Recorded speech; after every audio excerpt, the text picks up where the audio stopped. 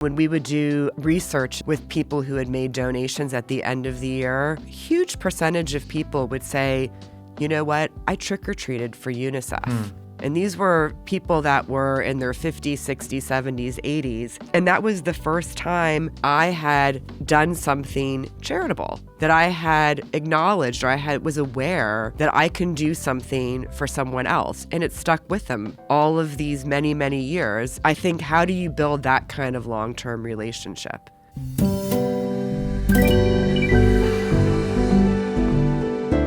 What does it take to hold your nerve and stay true to a strategy as a marketing leader? Well, I think there's a couple of things. First of all, there's you as a leader and what you need as a leader, how you think, how you operate.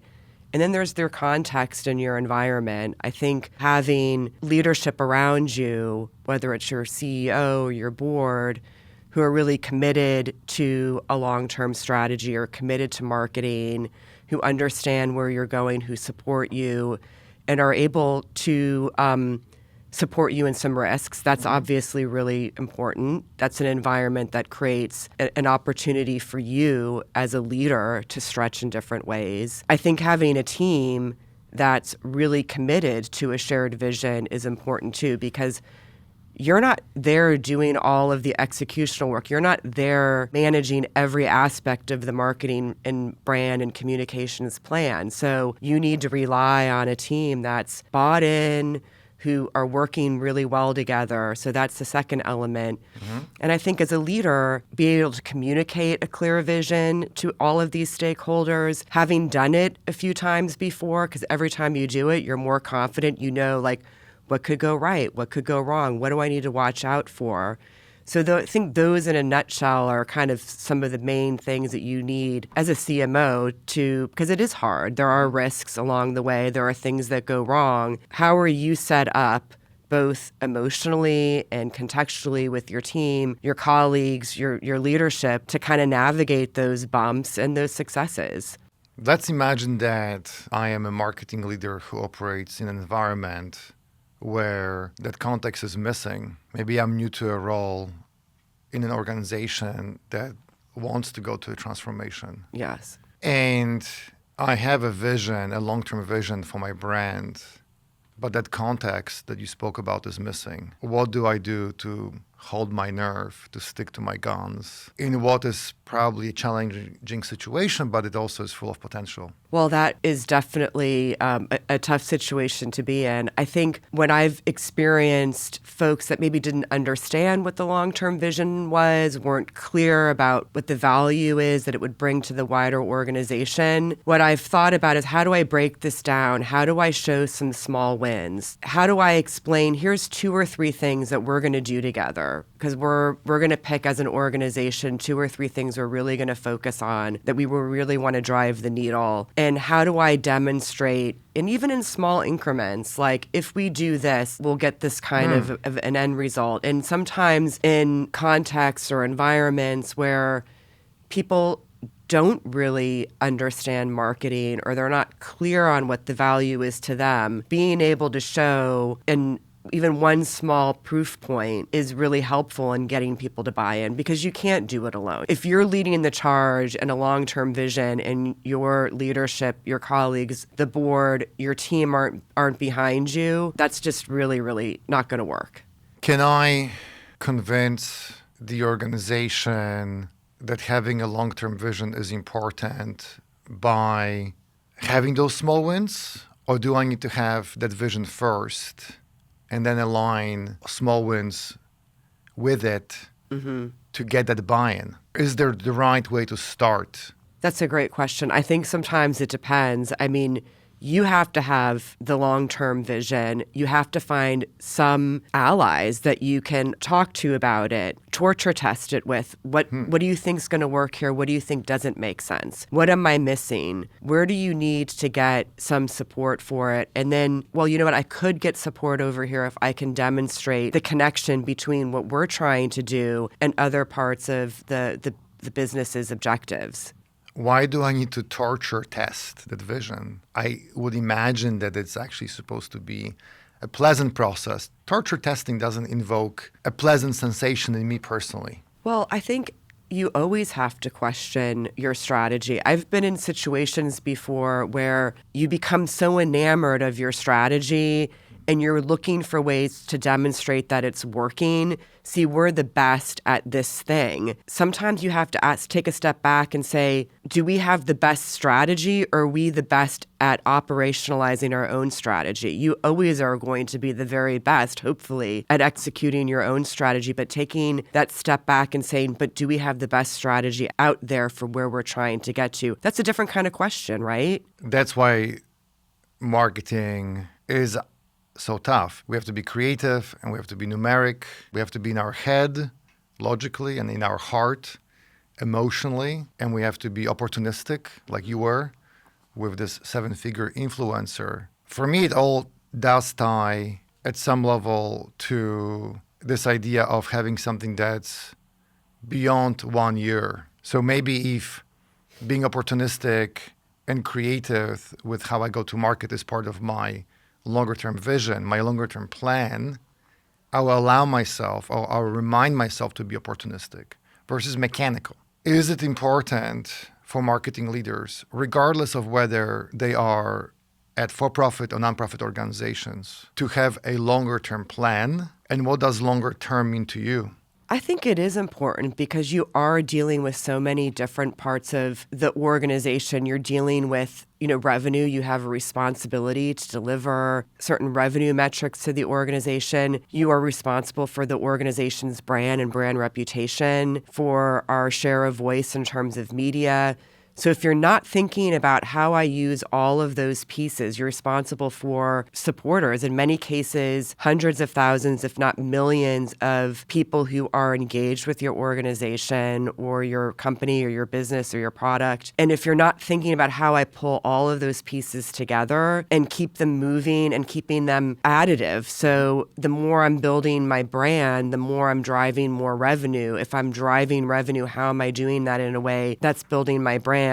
So if you're not thinking about where you're trying to go, and it doesn't have to be 5 years, it could be, 3 years, it could be 20 years. But having an understanding of what the organization or the business's long objectives are and how you're building an external perception, reputation that is helping to drive that, and not just your revenue goals, but the entire organization's goals. You really have to think that way because it is dot connecting, again, going back to that. To be able to dot connect between, let's say it's a 3-year vision or 20-year vision, like you said, and to then connect it with my annual plan, and then with how I'm going to run my weekly meeting this week and what I'm actually going to do this afternoon. Is that an example of dot connecting? Yes, it is, but I think it's also an example to you said about heart and mind. Because, again, managing a full stack marketing team, you're always going to have members of the team that are more focused on, metrics and data and my channel, and I'm driving my channel. And you're going to have other folks on your team that are more interested in the creative aspects or the brand. And how do I pull those guys together? How do we get the team humming together to think about, if I'm doing something that is driving our brand forward, is it also driving revenue? And the channel or the data-driven, the people who are driven by their mind, by their brain, to think about, hey, is this enhancing how we want to be perceived by different audiences? I often say, just because you can do something doesn't mean you should. And I know that there have been times where there's been pieces of content or there's been ads that we've had that have performed really well in terms of some of our fundraising metrics, but they weren't aligned with where we wanted to take our organization and what we said we want to stand for. And we've said together, no, we're not going to do that because we want to be able to do both things well. There was a time I was actually fired by an agency because they felt like there was a formula for TV to get people to make donations. And we felt like, but we don't like that formula. That's not the formula that feels authentic to where we're trying to take the brand and the kind of audience we're trying to build. Heart and mind, right? My brain, my heart, my logic, my emotion, long-term planning. Which one is more important? Is it more important to lean into the emotion when thinking, let's just say for the sake of an argument, 5-year plan? Do I need to lean more into the emotion or the financials? And they're both important in marketing. Mm-hmm. Is one more important than the other? Are they both equally important? That is the heart and the mind, isn't it, right? You know, people who are very emotional or people who are led by their heart are going to tell you, and I agree with that, the brand is absolutely the most important thing. If you're a marketer, how do I, think about my audience, think about my customers, think about my supporters? How am I really delivering the best experience for them? How am I engaging them? But on the flip side, we're practical people. There's realities, that you have to be able to deliver certain metrics, some of it being revenue. And so you really want to make sure that you're baking both in. There are things that happen opportunistically, but having kind of a 5-year or a 3-year or a longer term kind of idea of where we're taking things together, I think helps you navigate tough times, helps you navigate when you have tough decisions. They become a little bit easier, and also helps you navigate and make better decisions when something comes along that's opportunistic. Maybe like the example I mentioned before, because if you're just thinking about like revenue, I'm going to take that 7-figure check. If you're thinking about both, you're going to say, I'm going to take that 7-figure check. I'm going to get a lot more eyeballs on my organization, and I'm going to raise even more money, and I'm going to really grow my file of supporters. So it is both. It is really hard to pick one. Let's say I'm in a leadership role in marketing, and I either don't have a long-term vision. I actually don't know where I need to be in 5 years. Or I do know where I want to take the brand and how I want to serve the audience and create maximum value for everyone. But I'm not sure that that's the right direction. I just don't know. I don't have all the answers. So either I don't know where I want to be in 5 years as a marketing leader, or I do, but I want some validation. What do I do to get clarity? The most important piece of thinking about a long-term strategy or validating it is external. My recommendation is take yourself out of the organization, take yourself out of the internal dynamics, the internal context, and really give some thought to your audience. What are those insights there? What is the context telling you, and what are you seeing in your sector and with your primary audience over the next 5 years? Do some reading, talk to some people, because that's really ultimately your best guidepost. Listen, it's always important to think about internal stakeholders and get their perspectives. But in that case, if you're thinking, I don't know where I want to be in 5 years, or I might have an idea, but I'm not really sure how do I validate it, you really have to think outside in. That's your first part. Sometimes you need to be inside out, but for thinking about your strategy and where you want to be 5 years from now, you really want to start outside in. I love the outside in. I think so often as people, we are so much in our head, and we are these story-making machines, and we create these stories about the reality that happens around us. Then as marketers, we spend most of our day at our desk in meetings, calls, creating decks, writing documents and emails. We forget to get out there and talk to the customers and talk to the donors and actually be the voice of customer. I remember years ago someone telling me, maybe again I was at Bath & Body Works or a bunch of startups in Manhattan, or I used to work at Digitas, and the voice of customer was something that we spoke about as an area that marketing is supposed to own. I think we get so confused as marketers about representing the customer. So I think I'm interpreting outside in as we are supposed to know who they are, what they're thinking, what they desire, and meet them where they're at, but also imagine where they'll be in 5 years. Is that it? That absolutely is it. If the marketing part of the organization isn't focused on the customer, then who else is? There are lots of data points out there, and there's lots of how many visits to the website did we have? Our conversion ratio, mobile versus, there's a million data points, but those aren't really insightful. So how do I get really deep in what do our customers, what are our donors, what are our supporters think about us? What are they looking for? What are some of the aspects that might change the next 5 years? Am I ready for those? Am I thinking around the corner? And that's certainly a really important input into a strategy, because if you're only thinking about what's happened historically or how people have behaved historically, you're only going to have so much growth. Looking around the corner, there's obviously, if I look around the corner, I'm actually blind to what's there. And yet, in any leadership position, including marketing, I need to imagine a scenario of the future with the market at large. Mm-hmm.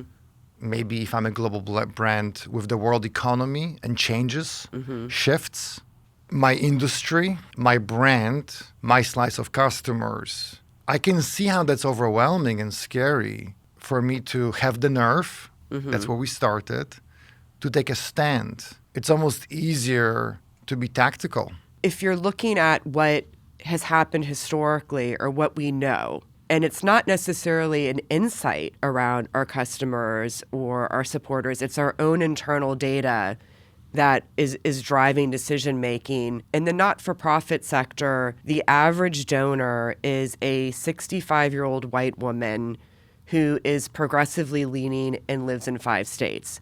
So if I'm using that data point and to think about my decisions both today and for the next 5 years or 10 years, that's really going to lead me to make some really specific choices and drive some really specific tactics that discards changes that are going on all around me or could be happening. If you want to be viable, if you want to think about, hey, is that a good strategy or is that the right strategy for me? How do I diversify the type of audience that is engaging with my brand? You're going to have to think differently. You're going to have to change up your strategy, and that doesn't happen overnight. How am I going to get there over 5 years, over 10 years? Because you're really making some significant changes in your approach. What kind of products you might want to offer? What is the tone of voice of your brand? What channels am I going to use? And that does take time. And if you're not thinking about how am I going to get there long term, and you're just doing it opportunistically or tactically, it's probably not going to be as effective. We don't say, let's look behind the corner, looking backwards. We say, let's look ahead of ourselves at that corner that's coming up. Mm-hmm. But what I'm hearing you say, or what I actually think you're saying, I need to recognize and I need to maybe cherish and be thankful to that 65-year-old white woman in 5 states, because she may be carrying my brand right now. Mm-hmm. And this could be my donor profile right now. This could be my customer profile in any, whether I sell financial services or I sell shoes or apparel or I'm a travel company, it doesn't matter. There is a segment of customers. There's an audience that got to meet me to where I am today. And I think there is something about cherishing that, actually. Absolutely. But also saying, and this is what Neo said in The Matrix, one of my favorite movies. And it wasn't Neo, it was Morpheus. Everything that has a beginning has an end. Mm-hmm. So there's a role for me to play as someone who's a member of my audience. And there are also these new audiences that I need to look towards in the future. Mm-hmm. And this does not have to be incongruent. No, it's a continuum. Because we do cherish the 65-year-old individual who at that point in their life has the disposable income to think about charitable giving, for example, or buying your product as top of mind. But only addressing them at that point in their life, or only paying attention and trying to engage right at that moment, is in a way sort of short-sighted. What if instead you think about the 35-year-old woman, and how am I going to build a relationship with them so that I'm not just knocking on their door or texting them or calling them or sending them direct mail or targeting them at that moment when they're, when I feel like they're the best prospect. What if I've built that relationship for 30 years, for 50 years, for 60 years? It's interesting when we would do research in January and February with people who had made donations at the end of the year, huge percentage of people would say, you know what, I trick-or-treated for UNICEF. And these were people that were in their 50s, 60s, 70s, 80s. And that was the first time I had done something charitable, that I had acknowledged, or was aware that I can do something for someone else. And it stuck with them all of these many, many years. And I think, how do you build that kind of long-term relationship? I wonder if, as marketers, we remembered more often that we serve different audiences, that there is maybe, and there is obviously one larger message that we all have. Nike has it, JP Morgan has it, Save the Children has it, UNICEF has it. There is a bigger than myself, bigger than my brand message and aspiration I have, that, and let's call it brand, that I want all of my audiences to hear. And there are also audience-specific emotional points, triggers. In the non-for-profit world, one would call it elements of affinity that I have to the mission. In the for-profit world, it would be, do I like these Colhan dress shoes because they're comfortable, or because of the color, or because they're ventilated? For me personally, these are elements of this brand, but there's a bigger message that Colhan has that I also connect with. Someone else may like these shoes for some totally different reason. So there's something about this bigger brand message and also segmentation. And maybe that's where we get confused, that we brand marketers think about one message for everyone, and almost data-driven, kind of classic database marketers think about segmentation. And it's both. And they're both right.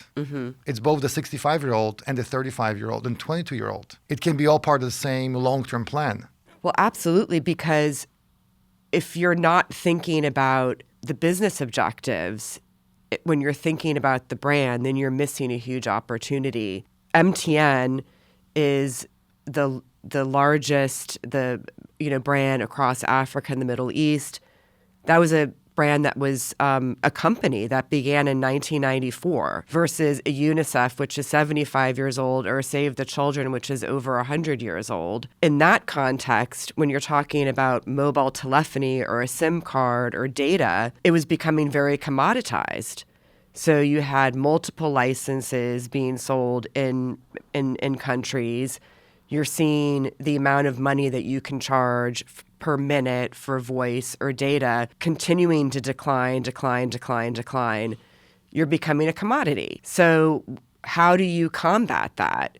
And if you're a marketer, you're going to be thinking about, what are the products that I can be offering to make my product, my brand stickier? And then how do I build a brand where people are going to feel more loyal or more affinity when I'm making that decision in a commoditized environment? An environment or context like in the not-for-profit space, I think, it really is about what impact you're making, what the mission is. At Save the Children, we talk a little bit about how we position our brand, but for us, I think it's been more about creating a compelling brand voice.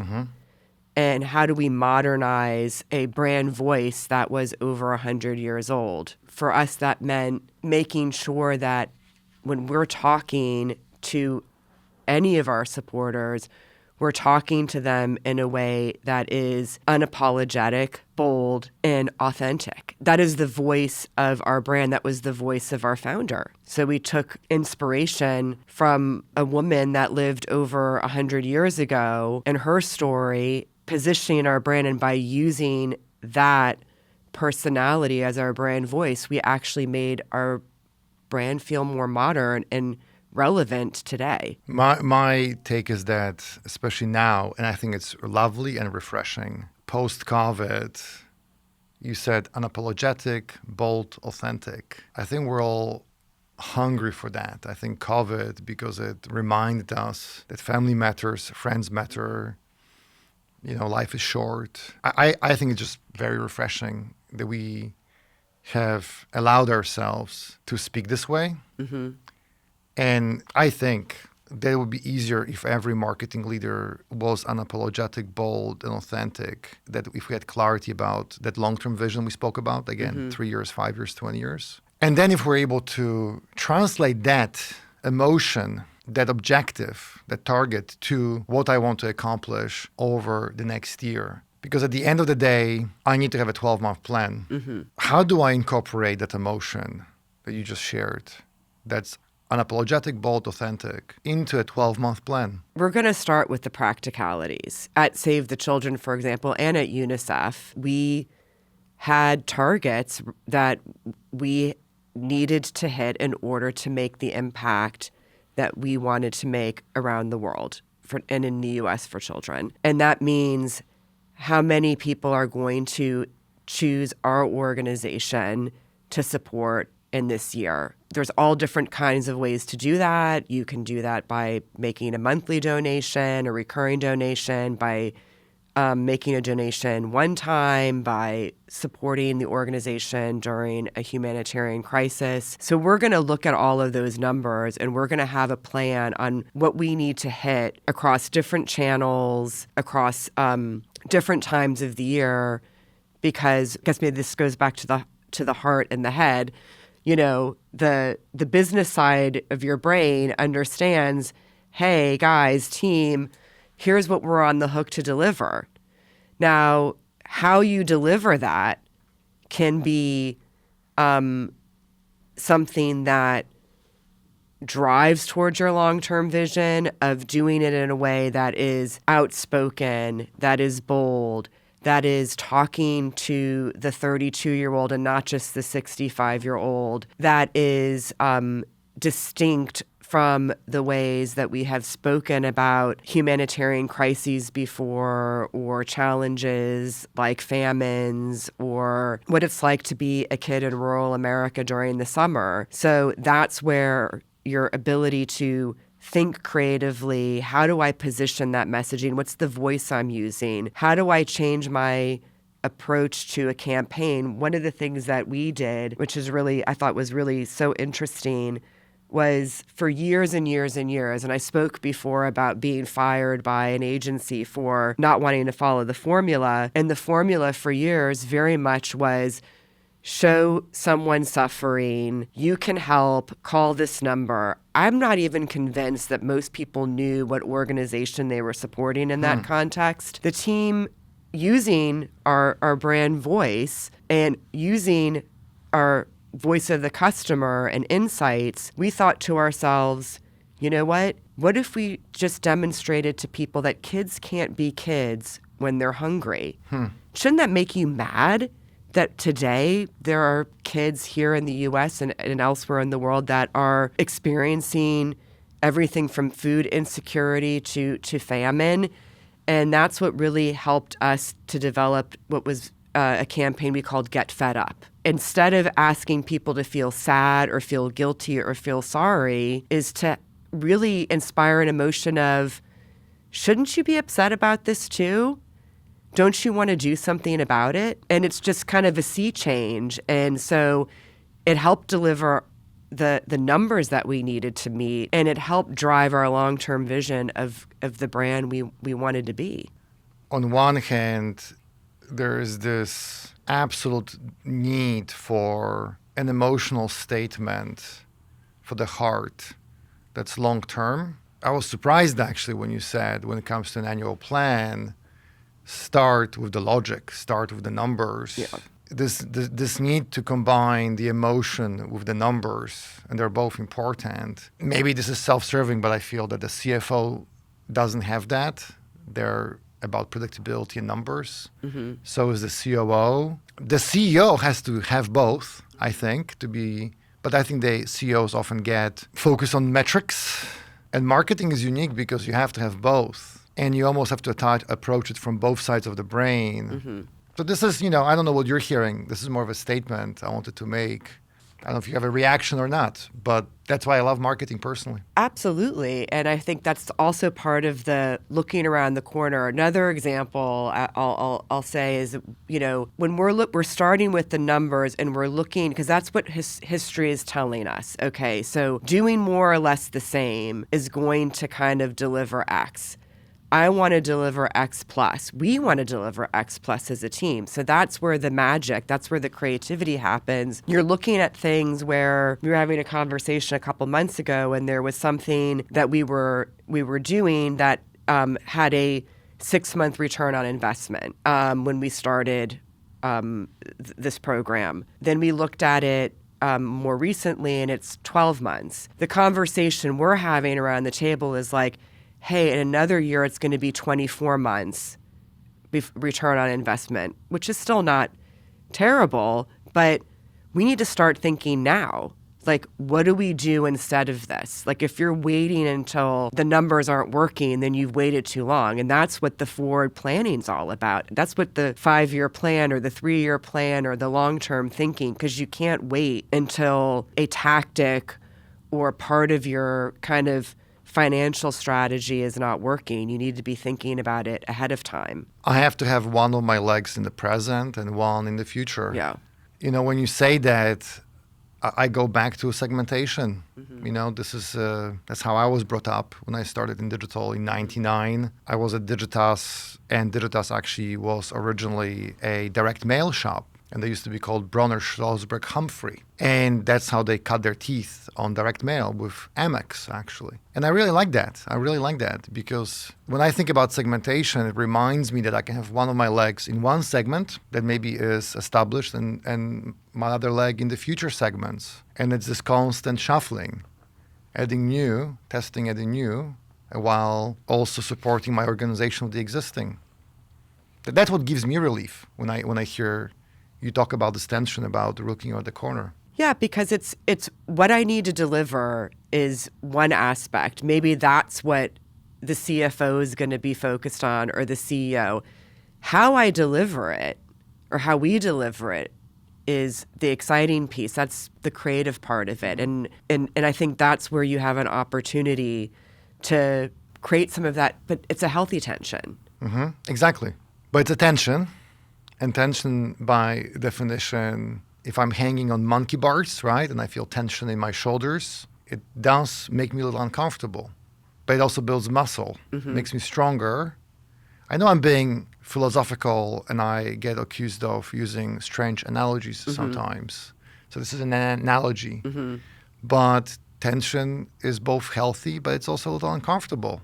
Looking where I came from and looking ahead, yeah, it's a little confusing to be both emotional and logical, to look to the past and the future. Well, you have to. I've never really told anyone this, so this might be a little bit crazy. I oftentimes think to myself, you've seen those movies where you watch the astronauts or the fighter jets, and there's 500 buttons or levers, and if you push this one, the plane moves this way, but then you've got to adjust.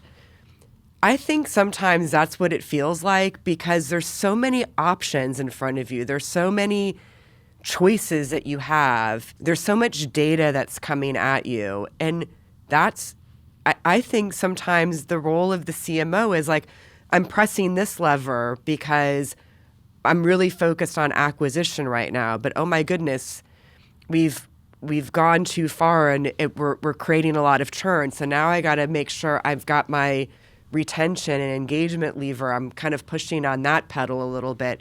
It's really keeping all of it in balance, because there's not one single foolproof solution. Another example I'd give you is that, when you're talking about tension or, thinking ahead or thinking around the corner, is it was long before my time, but Save the Children was the very first not-for-profit to accept cryptocurrency. Huh. So I think starting in like 2013. It's early. Really early. And there were years and years where we raised, I don't know, a couple $1,000s in cryptocurrency. But we kept accepting it. Mm-hmm. We kept investing in it. And all of a sudden, one year, we had $5 million in donations in crypto. I think that was in like 2022. And then we hit a crypto winter. So what do? Do you abandon it? But, do you keep moving forward? We've invested. I mean, I really have to say it takes a tremendous, I think they should be applauded, to continue doggedly believing in something for, 6-7 years with almost no return.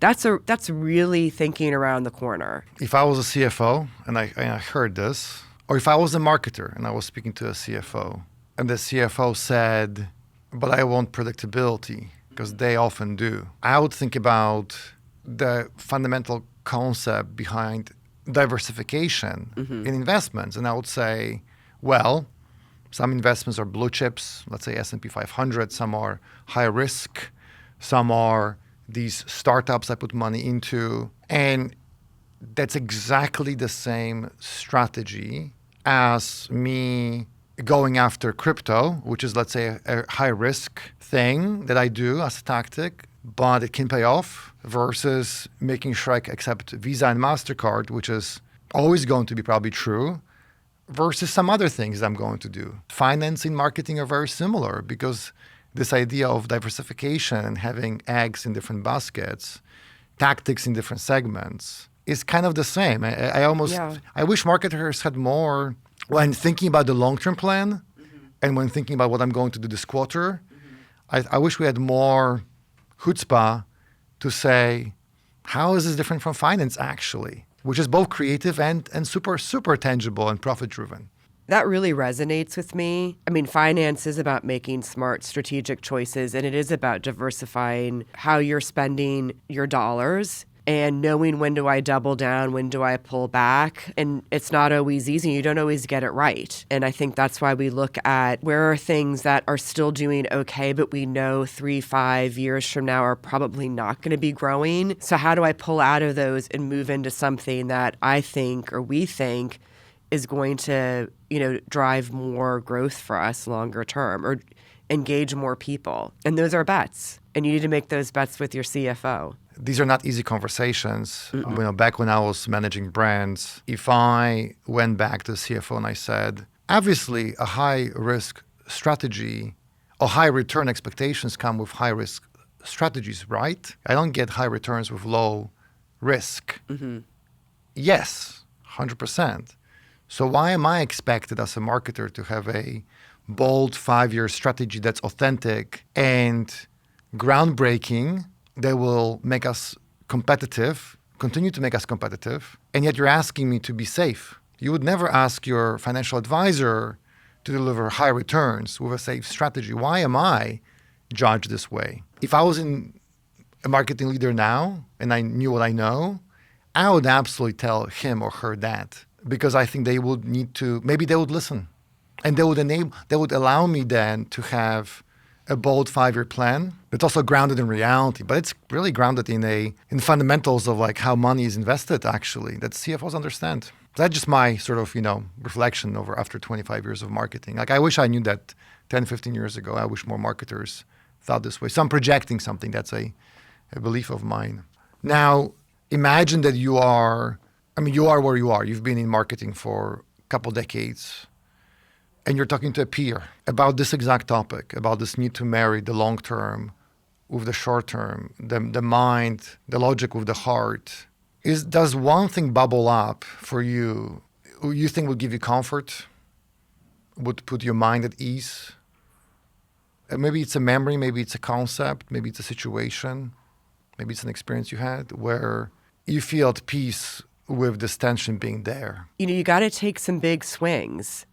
and you've got to be prepared to maybe make some misses. Hopefully you can manage those, because understand that it happens. But you're not going to have a big win without taking some big chances. And when I've looked back at the decisions that I've made, I feel like whether they're personal or in different contexts and different roles, being passionate about where we're going and taking some risks or a chance on something, you kind of never regret it, even if it doesn't work out, because you've learned something really important.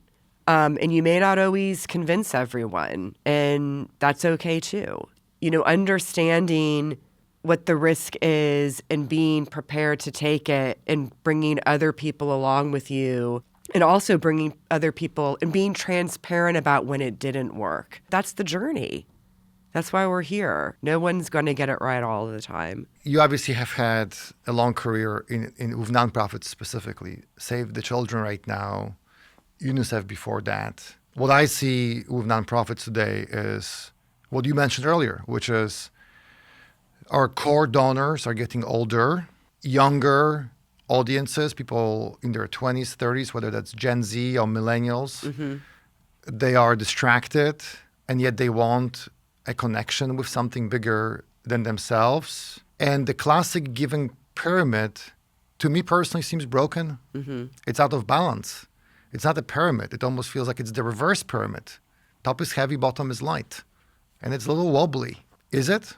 I'm going to answer your question a bit differently. So I would say I always think about my career in thirds, and I'm going to talk about it because I think it's really important, because it really has influenced the way I think about these things. So I spent the first third of my career in an advertising agency, a WPP agency, working with some really amazing folks, got a great grounding on some wonderful big brands, working with industry leaders. Then I spent a third of my career in the private sector, working in mobile telephony across Africa and the Middle East. And I'm bringing that up because it's actually very similar, both in terms of marketing strategies and even kind of the business modeling as not-for-profits. So if you look at mobile telephony, not in the U.S., but in other parts of the world, it is a month by month. It's pay as you go. It's not, I have a recurring, someone's going to bill my account every month. When they started some of these mobile telephone companies, they really believe we don't really have a market here other than people who are kind of the top, 10%. Mm-hmm. We have a business model that we're going to have 100,000 customers. Well, organizations like MTN, when I joined in 2004, had 16 million customers across 6 countries. Mm-hmm. When I left in 2015, they had 235 million customers in 21 countries, because they realized that they really needed to rethink their business model. It wasn't about going after people who could give them a safe, secure monthly subscription and going after the top, 5-10%. It was really making sure that mobile telephony was accessible to everyone in the most remote corner. How do I develop a $10 smartphone so everyone has access? How do I get them to build businesses off of this? Now, you might think to yourself, well, what does that have to do with not-for-profits? But when you think about the way that not-for-profits are business models are kind of geared, same thing. We have people who are monthly donors. So how do I acquire people? Well, how do I get them to stay and continue to be engaged in my organization?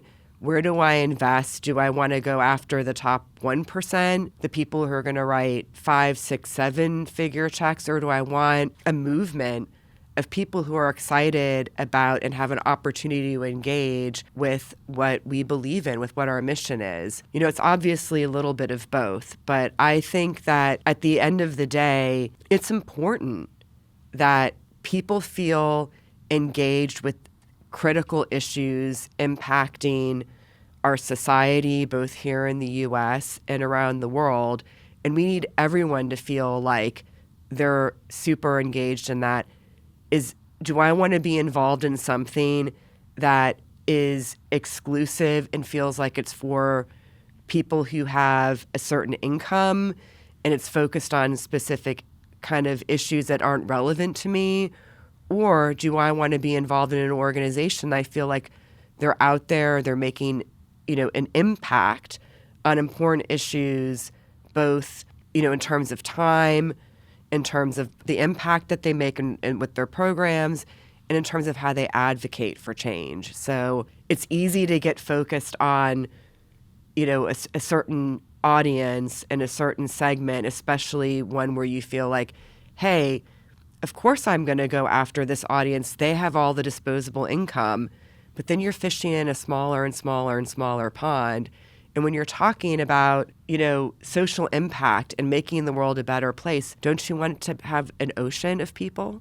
This totally makes sense to me. Your MTN example with telephony and how it relates to nonprofits, I get it. I think how I translate it is whether I am a for-profit or nonprofit organization, again, back to segmentation, I have different customer segments with different value.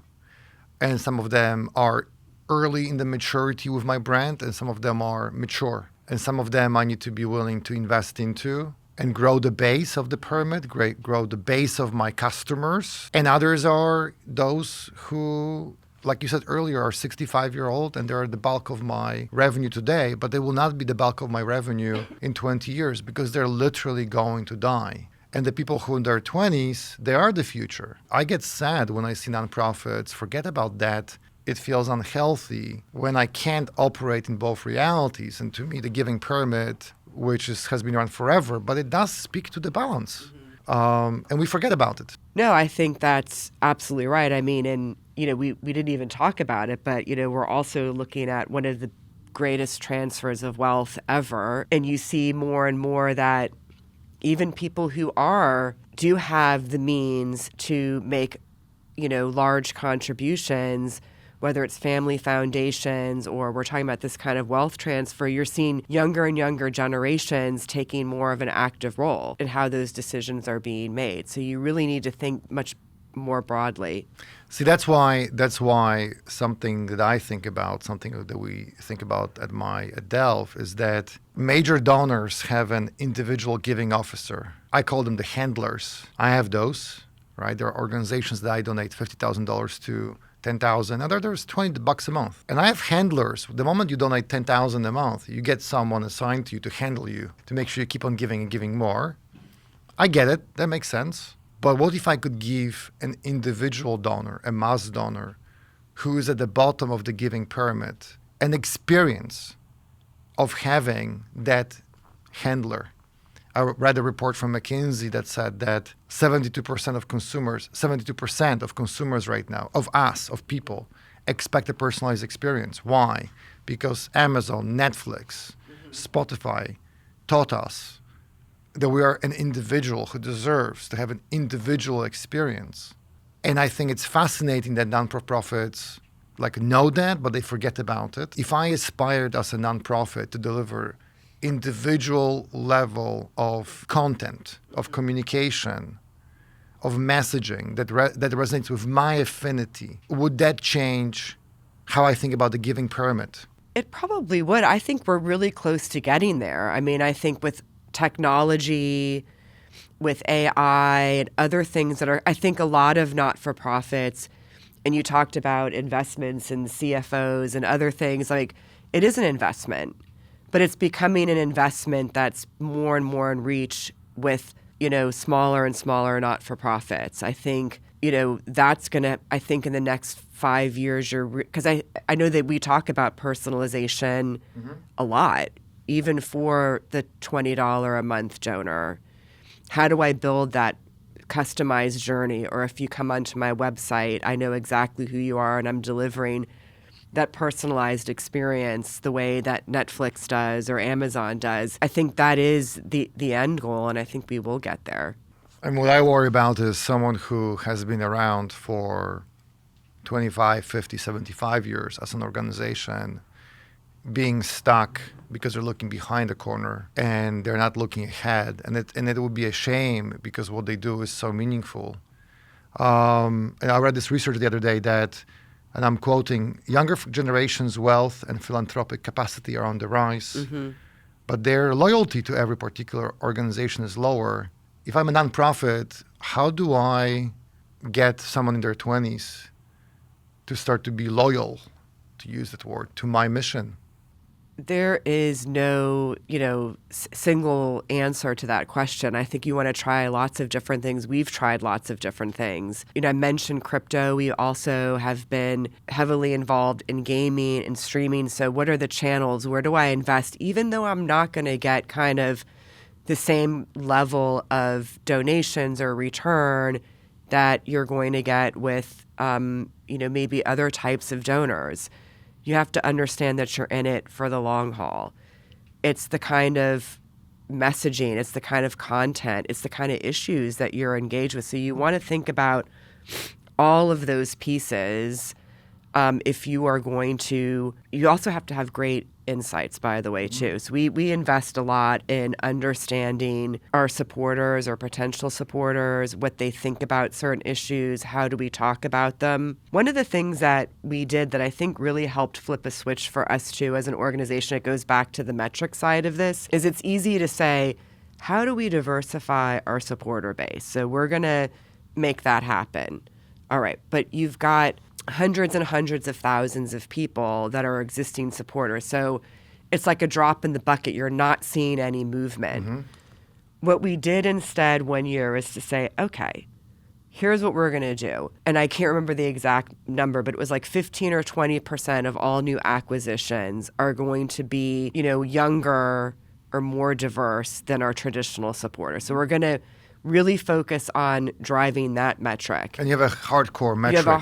And goal. Over time, we've seen the needle move on our total supporter base. But it was like trial and error. It was trying different types of tactics, looking at different channels, being really clear with the team that it's going to take a while to completely shift who is supporting you. But if we can, like year by year, channel by channel, really be committed to saying, okay, at least 15%, you're going to see some progress. You're going to see some momentum, and then that gets people excited. And then that shows we can do it. So now how do we do it again? Two things come to mind. One is, in any portfolio, if I have 80% of my money in things that are safe and deliver return and 20% in risky things, that's probably not wrong. If I have 80% of my marketing effort in customers or donors who drive revenue, doesn't mean I have the permission to have 20% to experiment with. You said 15, 20. We didn't rehearse this. So why would this be different when it comes to, yes, every year, maybe 20% of my donors are new. Maybe they represent 3% of my revenue, by the way, net new revenue. Yes, because the revenue per donor is lower. But some of them, and you said this earlier, maybe the kids of someone who is wealthy. And now when they inherit that wealth, because of the wealth transfer, they will be willing to give to this nonprofit, because when they didn't have money, affinity was created, loyalty was created. Or if I am someone who didn't come from means, and now in my 40s, 50s, 60s, and I have come into money because I worked hard, I will also remember all this nonprofit. So I need to almost have a different horizon maybe for different audiences. Maybe at the bottom of the pyramid, it's about engagement and a 10-year payback. And at the top, it's about 6-month payback. That's how I think about it. It's all strangely logical, actually. And yet it requires like an emotional leap of faith.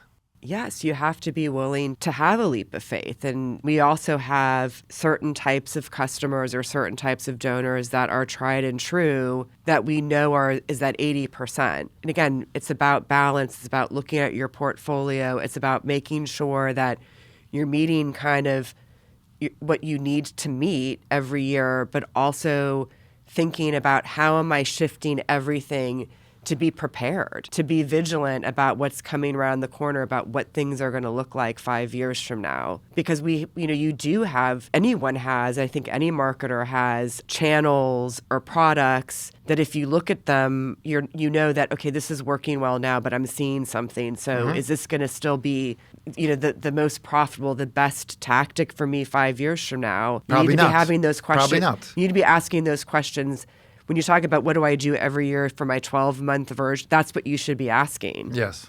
And if something is delivering a certain return now, what do you think it's going to be doing 12 months from now, and why? Again, that's why marketing is fascinating. It's so much fun. I know. The show is called Narrow Lanes because I have this point of view that to be obsessed about something, I'm also sacrificing something. And so when I think about a narrow lane, and I'm asking for your experience, Cher, a narrow lane that I'm in the midst of personally, I have this recurring friction between obsession with work, which I just intellectually absolutely love. But the dark side is that, just like in Star Wars, right? There's a Sith and Jedi, there's a dark side, and there's Force.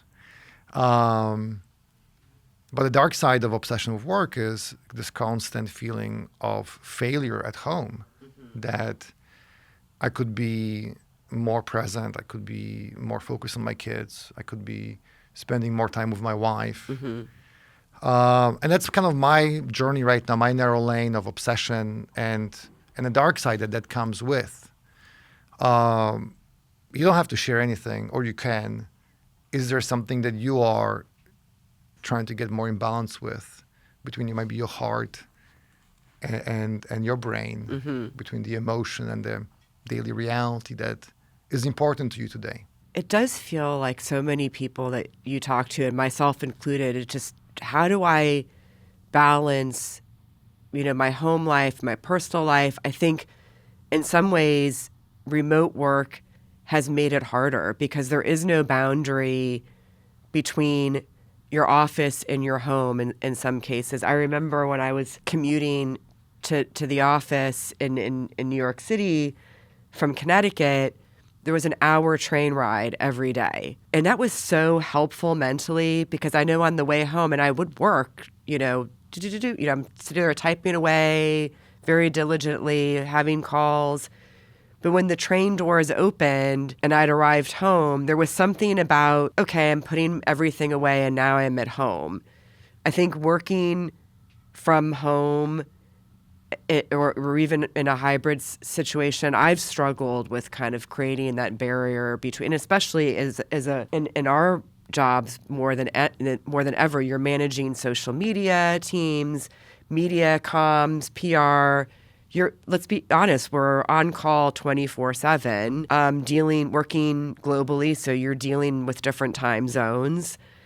That's always been a part of my work life. So I think that's been a struggle. And I would say I'm really emotionally invested as well in my job. So in some of the brands that I've been involved with, I think back, I was around and involved in the very, very early years of MTN, for example, which is now I still follow, they're always one of the top, brands in Africa. When most valuable, when I was there, we were on the Millward Brown top 100 global brands list. It was the first African brand that ever actually, you're writing the positioning, you're intimately involved in the identity and working on how that's played out across many, many countries. I shed, blood, sweat, and tears for that brand. I actually was held up at gunpoint once at an editing suite. So, literally, it was part of my, was very emotionally invested. And, working for organizations and brands that have such an amazing impact on the world, and with teams as well, building teams as I did at UNICEF and Save the Children, you do become emotionally invested. It's a personal business. You're working with people, agencies are, and those relationships. And Yes, I would love to figure out how to create more 9 to 5 distance between my work life and my personal life. Jennifer Roberti, thank you so much for your time. This was a treat. Thank you so much. I enjoyed chatting.